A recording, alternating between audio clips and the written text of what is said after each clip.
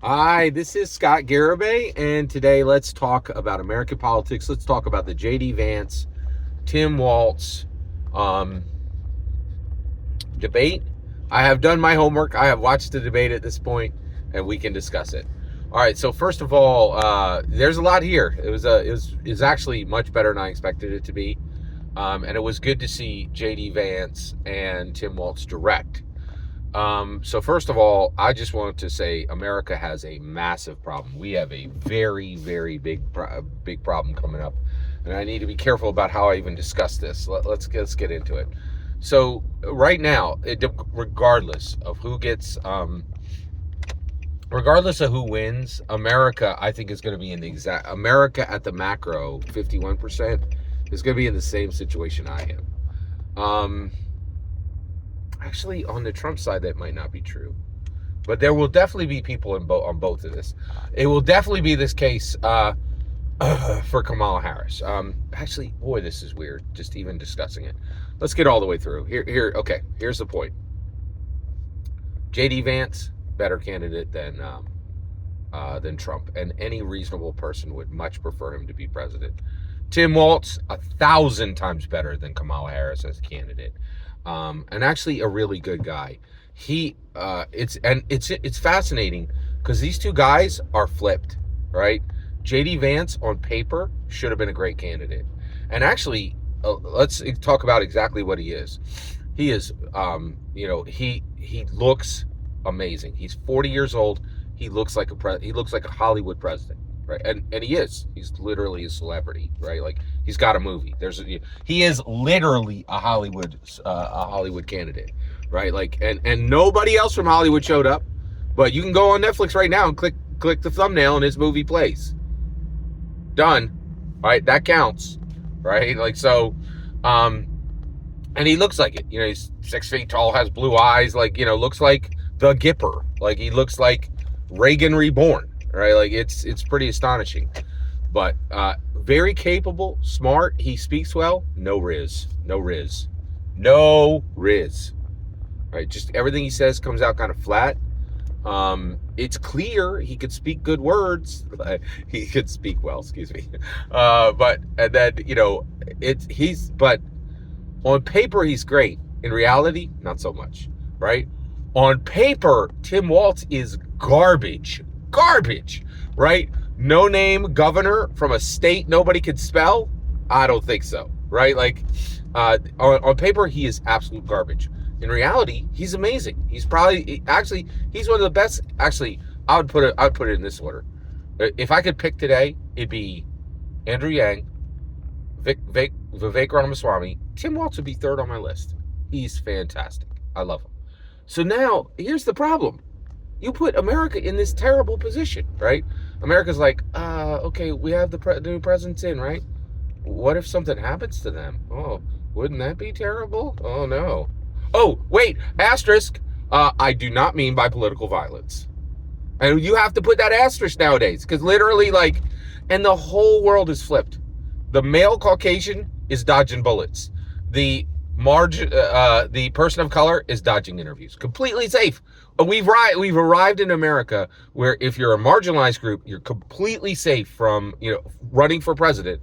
If you're in a marginalized group, and I think Kamala checks like 3 boxes, I'm somewhere in there, right? You're completely safe from political violence. If you're a Caucasian male, yeah, you put on your vest every morning and hope for the best, right? Because literally, it's like. How many assassination attempts have been attempted on Donald Trump? I think I forgot or lost count or both, right? And they're not even they're so frequent they're not even a big deal. Neither one of them was a big deal. They were forgotten within 2 weeks, right? Because everybody's like, well, he's Caucasian male, right? Which is abominable. But this is where we landed. It is astonishing to realize how America has changed, right? But both of these candidates are like, oh, wouldn't it be terrible if something happened to the president? Right? Everybody's like, wink, wink, wink, wink, wink. And then they're like, wait, but not by political violence. I'm just like, maybe they would quit, right? And you're like, or quiet quit? Actually, we don't want that one either, right? That's what happened with Biden. He's literally not the president anymore. Like in my humble opinion, like he's like name only, name only. But now we're like, well, was he ever really the president? Is it really a problem?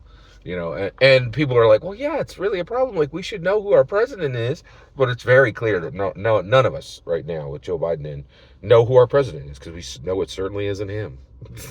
Like, but this is astonishing. We are about to go into a world where everybody's like, what are the good, kind, tolerant ways that a president could be shoved out of position? Can we get George Clooney and Nancy Pelosi in? Don't they have like a playbook for this? They can get this done, right?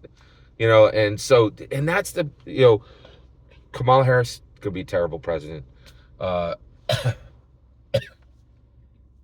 Trump could be a slightly less terrible president. And all of us are like, but wait, there's good ones waiting in the wings.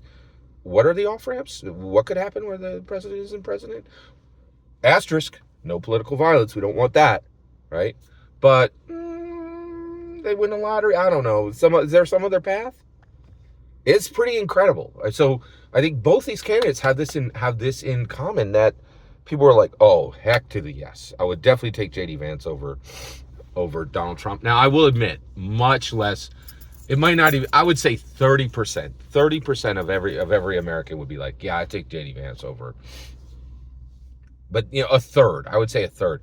So I think, if President Trump is elected, a third of Americans would be like, ooh, is there any path where he was elected president, but now he's not president? And we have that right now with Joe Biden, right? Like, he was elected president. He ain't president. He wasn't president on day one. He's not on president on day now. He's not going to be president on day never.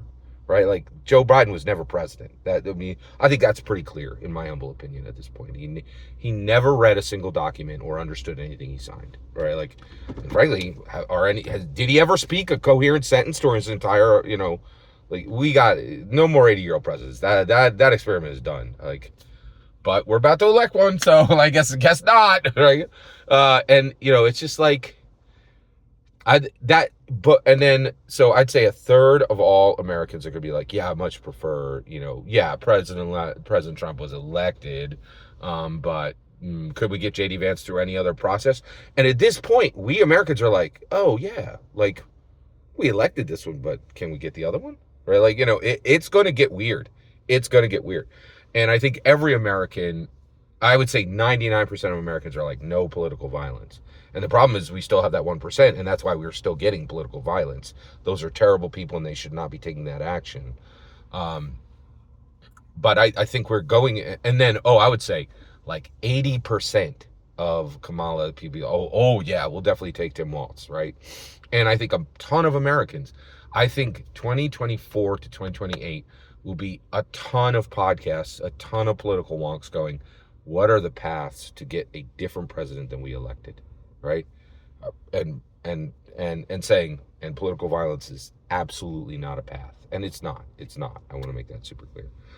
So that's what really struck me, is like, I was like, both these guys make sense. Both these guys are intelligent. Neither one of them, clearly belongs in an old folks home. Like, this is a no-brainer, right? Like, and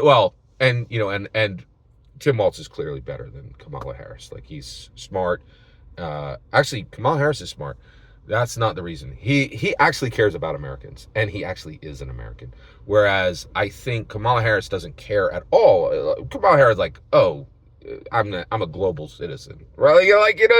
Yeah. Like, hey, could you stand in front of the flag and put your hand over your heart? Nah, I'm not really into that, right? Like, Tim Walz is a real American, whereas Kamala is a global citizen. Like that. She lives in America, but I don't think she cares about America. And I think a lot of people realize that. And so I think the problem with both of these candidates is they're going to be making us desperately wish that something happens to the president, but not political violence, right? Not political violence. So that is my humble opinion. Every single word you just heard is my humble opinion. The important part is when I get to hear your humble opinion, when you get in the comments and send your traffic. Please consider subscribing, and have a fetch millennium.